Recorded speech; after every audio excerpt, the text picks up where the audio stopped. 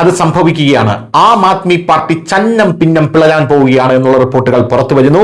ഇപ്പോഴിതാ പഞ്ചാബിൽ 28ഉം ഡൽഹിയിൽ 22ഉം MLA-മാർ ആം ആദ്മി വിട്ടേക്കും എന്നുള്ള സൂചനകളാണ് പുറത്തു വരുന്നത്. രാഘവ് ചദ്ദ ഉൾപ്പെടെ 7 MP-മാർ രാജ്യസഭയിൽ BJP-യിൽ ചേർന്നതോടെ ആം ആദ്മി പാർട്ടിക്ക് കനത്ത തിരിച്ചടിയാണ് ഇപ്പോൾ നേരിട്ടുകൊണ്ടിരിക്കുന്നത്. പഞ്ചാബ് രാഷ്ട്രീയത്തിലും വലിയ ഭൂകമ്പം ഉണ്ടായിട്ടുണ്ട്.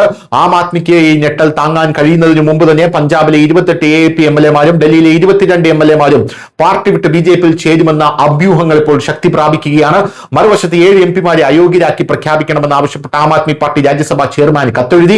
ഈ വിവാദത്തിനിടെ ആം ആദ്മി വിട്ട സ്വാതി മാലിവാൾ കെജ്രിവാളിനെ പ്രതിരോധിച്ചുകൊണ്ട് ആം ആദ്മിയിൽ അഴിമതി വർദ്ധിച്ചു എന്ന് ഇപ്പോൾ ആരോപിക്കുന്നുണ്ട്. പഞ്ചാബ് അടുത്ത വർഷം തെരഞ്ഞെടുപ്പിലേക്ക് പോകാനൊരുങ്ങുകയാണ്. ആം ആദ്മി പാർട്ടിയിൽ ഇതിനകം തന്നെ വലിയൊരു രാഷ്ട്രീയ ഭൂകമ്പം തന്നെ ഉണ്ടായിട്ടുണ്ട്.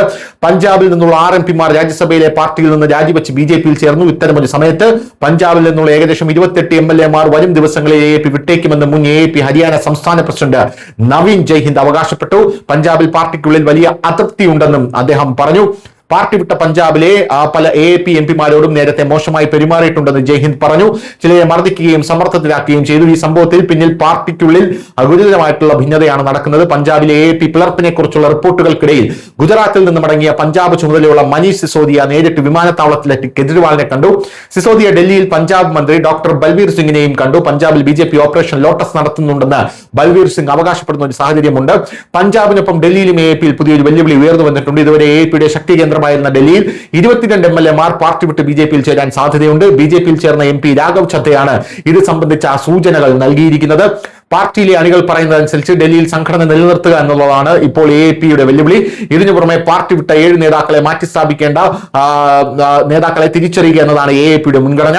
ആം ആദ്മി പാർട്ടിയിലെ രാഷ്ട്രീയ ഭൂകമ്പത്തിനിടയിൽ രാഘവ് ചദ്ദ ഉൾപ്പെടെ പാർട്ടി വിട്ട 7 MP-മാരെ സഭയിൽ നിന്ന് അയോഗ്യരാക്കി പ്രഖ്യാപിക്കണമെന്ന് ആവശ്യപ്പെട്ട മുതിർന്ന നേതാവ് MP-മായിട്ടുള്ള സഞ്ജയ് സിംഗ് ശനിയാഴ്ച രാജ്യസഭാ ചെയർമാന് കത്തെഴുതി. രാജ്യസഭയിലും ലോക്സഭയിലും ഒരു തരത്തിലുള്ള ഭിന്നതയോ വിഭാഗീയതയോ ഉണ്ടാകാൻ പാടില്ല എന്ന് കൂറുമാറ്റ നിരോധന നിയമം വ്യക്തമായി പറയുന്നുണ്ടെന്ന് അദ്ദേഹം പറഞ്ഞു. അതിന് നിയമപരമായ സാധുതയില്ല.